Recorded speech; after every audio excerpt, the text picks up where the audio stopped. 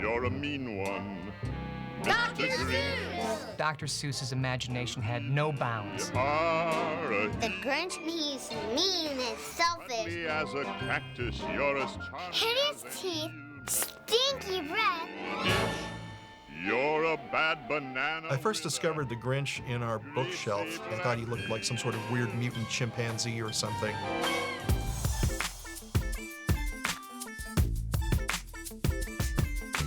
Long before the Grinch was a TV sensation, the story was more of a bookish persuasion. With the Christmas tree up and the stockings all hung, this tale would be told by the old to the young. So break out your kazoozles and give it a cheer, for 2007 is the book's 50th year. To have the Grinch Stole Christmas, we give a salute. But somebody wrote it and drew pictures to boot. For his real name, Ted Geisel, he just had no use. You know him much better as the good Dr. Seuss. Dr. Seuss was born, Theodore Geisel, in 1904 in a small town, Springfield, Massachusetts. And the main thing that I think is so interesting about Dr. Seuss is that he wasn't born Dr. Seuss. It was a long process of him finding that identity. I think Dr. Seuss is a cat in a hat. I think Dr. Seuss is a rhymer. I think Dr. Seuss is a writer and an illustrator. His mother, Henrietta Seuss, always wanted her son to be a doctor. That was her biggest goal. She wanted him to be Dr. Geisel. When it came time for him to publish his books, he wanted to get that doctor sound that his mother had liked. And he also used her maiden name, Seuss. When he was little, he started doodling and drawing on everything. He was actually voted by his college class least likely to succeed because they said, a man can't exactly doodle for a living. In his first art class, he was holding the artwork upside down and looking at it for composition reasons, and the teacher said, real artists never look at their artworks upside down. So that was the last time he went back to that class. He didn't need anyone else. He didn't want anyone else. It was between him and his thought and the paper. He had a big drawing board at his house and spent a lot of time doing that and a lot of time thinking. He was a very brilliant man and a lot of things going on inside. Ted was totally at home in a world of imagination. He could take the pencil, the paper on that drawing board and create something that allowed the rest of us to get inside that imagination and become and see a part of this extraordinary world. Then he slithered and slunk with a smile most unpleasant. Around the whole room he took every present. Seuss always had the ability to connect with his own child inside, and children that read his books connect with that. Dr. Seuss rhymes words, so he can make the book pretty funny. A thumping, a bumping, a wild, alive scratching. My egg, shouted Hornet. My egg, why is it hatching? Oh, I love that part. These were stories that amused him, that of course he knew that children read them and loved them. But he said, you write what seems to appeal and be amusing to you, and you hope they like it. And they'll shriek squeaks and squeals, racing round on their wheels. They'll dance with jing-tinglers tied onto their heels. Seuss was always asked, where do you get your ideas? And he hated that question so much, he came up with an answer. And his ideas came out of Uberglitch. And that's a town outside of Switzerland, I believe, where he would go every year to have his cuckoo clock fixed. And while the clock was being fixed, he would mingle among the townspeople, and they would give him his ideas. And you never really knew if Seuss was telling the truth or not because he hated straight answers. The fantastical places would one day applaud were based upon Seuss's own trips abroad. His journeys exposed him to all sorts of creatures, which in his books took on bizarrical features. From emu to meerkat, from ostrich to finch, influenced all Seuss books. My favorite, The Grinch. Seuss traveled to over 30 countries by the time he was 30 years old. He loved to travel, and he went to Europe, and he went to South America, and all over the place. He didn't take photographs, but he did like to sketch along the way. and he came up with some of his ideas while on vacation. He would take things from other worlds, so to speak, and other territories, and incorporate them into Seuss land.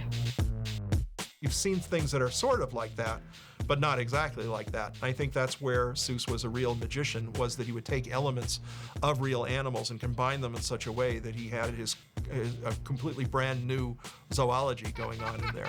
Oh, look at his tail. When you think about Max and how the Grinch Stole Christmas and the antlers on his head, we can actually go back to the early 1930s and see Seuss using antlers and horns and beaks in these sculptures that he created when he was just in his 20s or 30s. So he makes these fun and funny, playful sculptures with fantastic names like the Andaluvian Grackler, the two-horned Druberhannes, the blue-green Abelard. And it was a long process of him finding his focus in life. And he didn't really start publishing his children's books into his 30s. And The Grinch Who Stole Christmas was written when he was 53. Why, for 53 years I put up with it now. I must stop Christmas from coming. But how? Seuss was the Grinch in some ways. It was part of his alter ego. Where he lives in La Jolla looks very much like where the Grinch lived. And to get to Dr. Seuss's house, you have to take a winding road up a hill. And when you reach the top of that hill, there's this old tower. And it reminds you of the peak where the Grinch lived.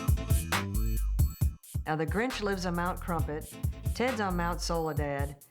It's got to be one and the same. He's got to be thinking, God, here comes Christmas again, and La Jolla's just going to go crazy, and all the commercialism and all the hoo-ha, and he's up there being grumpy. Yeah, he has two sides, but the nice side is shy. I think the Grinch could be a bad person, sometimes a good person. I think there's fun seeing the Grinch get irritated with Christmas, which we all do once in a while. What Dr. Seuss did with the Grinch is he basically took the same format of 'Twas the Night Before Christmas and then set it on its ear. Instead of a benevolent Santa showing up all round and plump and jolly, you get this scrawny, old, shaggy misanthrope who wants to take things away from people. He's doing the exact opposite of Santa Claus. There's something wonderfully perverse about that, and I think kids really love the idea. And the only other character we really get to know is Max, who's sort of the Grinch's silent accomplice in all this. And we get the idea from Max's woebegone expression that he'd rather not be doing this. You know, he is the Grinch's pet, so he's got to stick with him.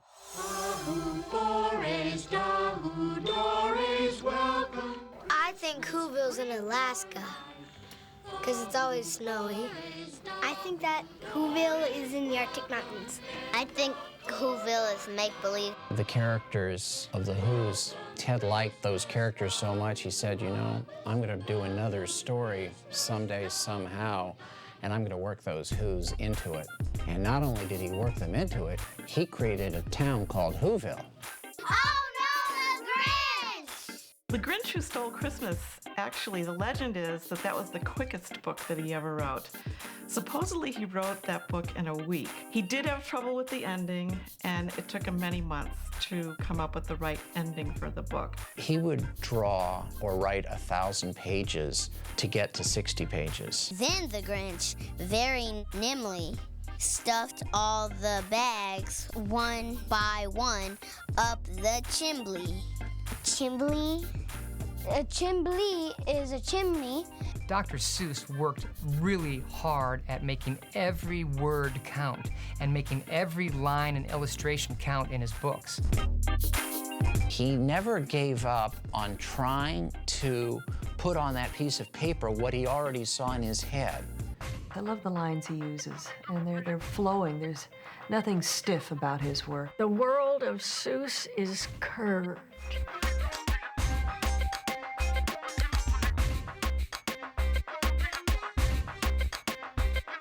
And I look at that artwork, it makes me want to be an adventurer. It makes me want to go into places I've never seen before. And Seuss takes us to all of those places. The good doctor's writing bemused humanity with the style which he dubbed logical insanity. He wrote in verse called anapestic tetrameter and used words like ox, sans, and jacksabeater. He also used smogulus, crupulous schlop, snargle, jaboo, zog, wump, and yop. He wrote about snooze, blues, non-noops, and zacks, the nadners, dodakes, and of course ring the gack. He took readers to places that only he knew, like Gecko and Whoville in Sala Salute.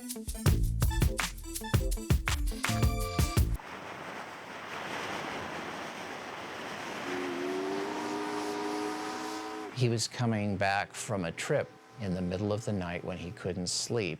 The ship was tossing up and down. The engines were grinding into his mind. And it was the rhythm of the ship tossing up and down that he couldn't get out of his head.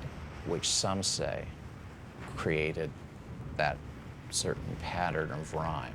And he eventually wrote the book, And to Think That I Saw It on Mulberry Street. And that was the start of it.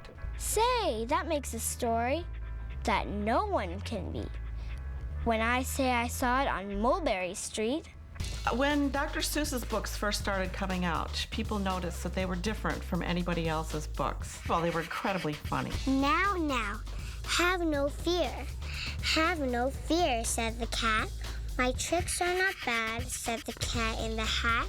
They're just waking up. I know just what they'll do. Their mouths will hang open a minute or two, and then the Who's down in Whoville will all cry.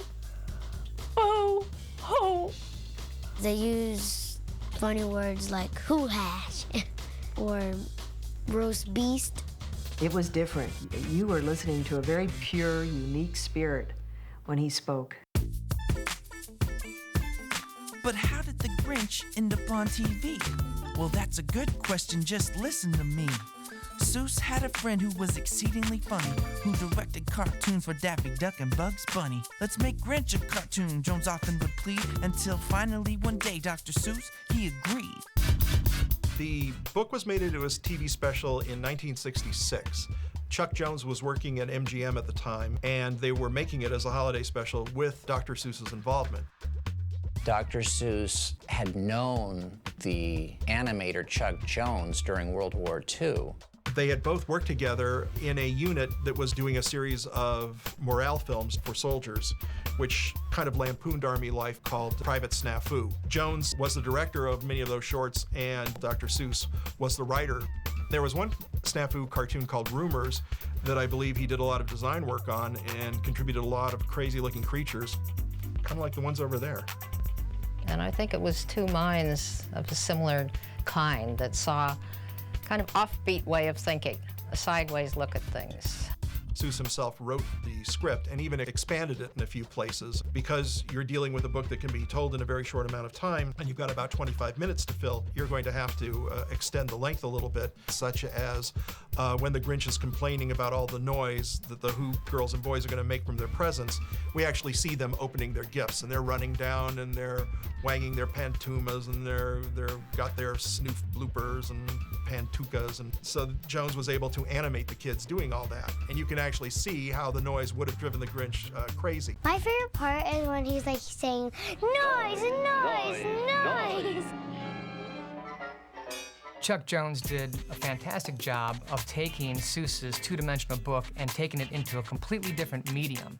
The drawings are sketches, really, and when you get to animating, you have to do things like, how does the Grinch move? I mean, he's a sketch in a book. What are his gestures? Is he confident? Is he shy?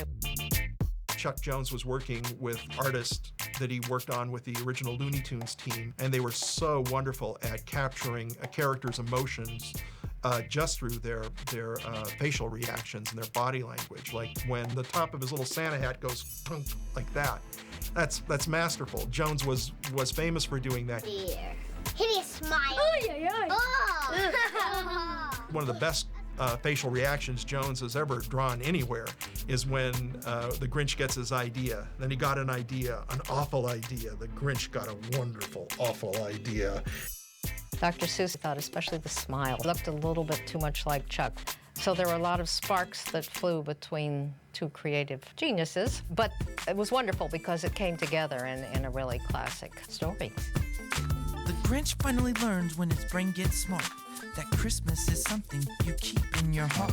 The children still love it, and so it appears. This TV special will be with us for the next 50 years. And to make myself plain, you'll agree it's a cinch that you just don't have Christmas if you don't have The Grinch!